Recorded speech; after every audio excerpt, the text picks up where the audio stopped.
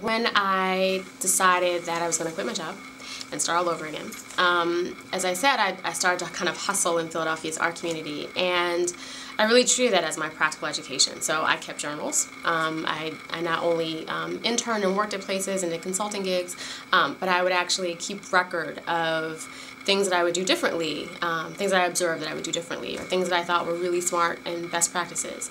I would keep track of conversations. You know, if I went to a panel on a topic, I would, write down the topic and what my thoughts were and what some of the points of debate were. So I really treated it like this was a degree, like I was, going to school for this, but I was just doing it in a kind of practical setting, in a kind of real world hands-on way. And so very quickly I knew that I wanted, in that process, very quickly I knew that I wanted to start my own arts organization, but I needed that process to really help me clarify exactly what the mission of that organization would be and how it would be different, how I would actually be contributing something different than what already existed.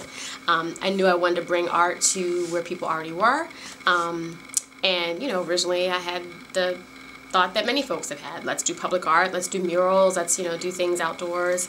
And I remember having a conversation, I've talked about this before, I remember having a conversation, because I also beat everyone's ear, that's the other thing I should say. I would talk to everyone and anyone about what I wanted to do, and that helped, it helped me to kind of express my passion and help fuel my passion, but it also helped me get a lot of great advice and counsel and feedback about what seemed strong and what I still need to work on. And I remember having this one conversation, and the person was very patient with me, and they listened, and great, yay, good for you. And then they were like, okay, and how will you pay for that? And I hadn't really thought about that. And even though I had had this kind of business background from working in the corporate sector, I really had not sat down and thought about what is the revenue model for this vision that I have. And so as I answered both those questions, where do I bring, how do I bring art to where people are, and how do I pay for it? I landed on the laundromat as a place where people already are and they have downtime, and also as a way to generate revenue. So the Laundromat Project as it stands is an arts organization that works with existing laundries and does programs, whether we're commissioning artists to do that or have a kind of faculty of teaching artists to do that. But the vision for the organization is to actually have our own building, our own laundry business, and an art center above. And so the revenue from the laundry business supporting the nonprofit art center activities.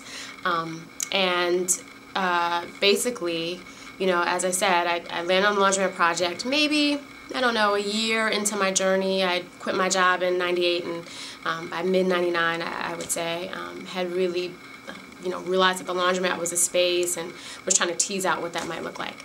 And when I got to the ceiling of what I could accomplish in the practical realm without having a formal training in arts and culture, because again, my background is in humanities, I went back to grad school and used my vision for the Laundromat Project as my grad school application, quite frankly. I started NYU's Gallatin School, which is a school of individualized study, and it's basically an interdisciplinary approach to humanities. So you can marry, they actually encourage a kind of like cross-disciplinary approach to solving a problem. So there were folks that married art and biology and, all kinds of approaches. And basically what I wanted to do was marry art with African American culture and really not just focus on the classroom, but also on a studio practice, and also working in New York's art sector. So again, in my journey, I applied, got in, crafted this program, and part of my program was actually working for MoMA for a year. So I got a full-time internship there, so I was going to grad school full-time and working at MoMA full-time, and still keeping my journal, and still, telling everybody that I could tell that I wanted to do this project. And that proved to be fruitful because I had, I don't know, there was some kind of event that they had organized for the interns at MoMA, and one of their patrons is the Lily Auchincloss Foundation, and the executive director at the time was present for that event, and so I was talking to her about what I wanted to do, and she took interest, and it was not an extensive conversation that we had, but what it did mean is that when I graduated and had my degree and was applying for my first wave of support, I applied to the Lily Auchincloss Foundation, and though they do not give out seed money, they gave us our first programming money.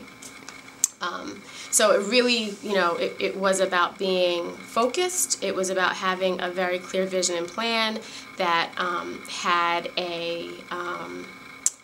I had done my homework. I wasn't just talking to people about what I wanted to do in a very abstract way, but had really rooted it in what I had observed to date as best practice, what I was learning in the classroom, what my own experience had been in the field, and having actually done some preliminary numbers of what I thought it would take to make this happen. The other thing that I did was apply for seed money from the Echoing Green Foundation, which is seed capital for social entrepreneurs, and their application process in and of itself is an incredibly useful I'm going to say exercise. Even if you don't get the money, it is forcing you to get so crystal clear about the vision that you have and its impact in the world and how you're going to go about it. That I did end up getting that seed money, but it also meant that the project went from a great idea to something that had real legs, really had a plan behind it.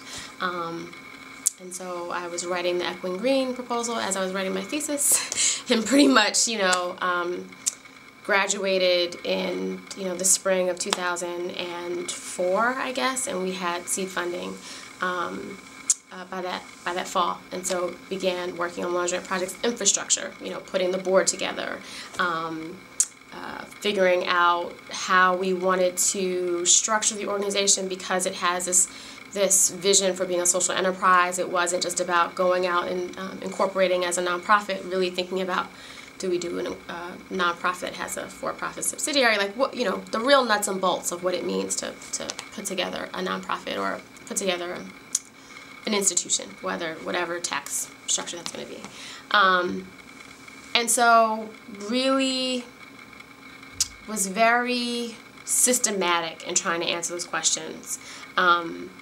I think one of the many lessons that I learned from starting this organization and that I absolutely share as the gospel is the importance of paced growth, of not feeling a sense of time pressure, that it has to be giant fast, or that even bigger is better, but really wanting to be intentional and strategic about every decision, every important decision. And we took our time to figure out what the right way to describe the mission is. We took our time to think about what the logic model would be for the programs as well as for the organization, what the theory of change is. And you'll notice that I'm using language that is not often the language of the art sector, but is often the language of the change sector, of social justice and social change. And that was really important because our mission, though it is rooted in arts and culture, understands the power of culture in change work. And so just again, being incredibly thorough in trying to understand the many landscapes that we were going to touch: social enterprise, social justice, and arts and culture, and figuring out how we would craft the structure of the organization and the programs to execute that vision.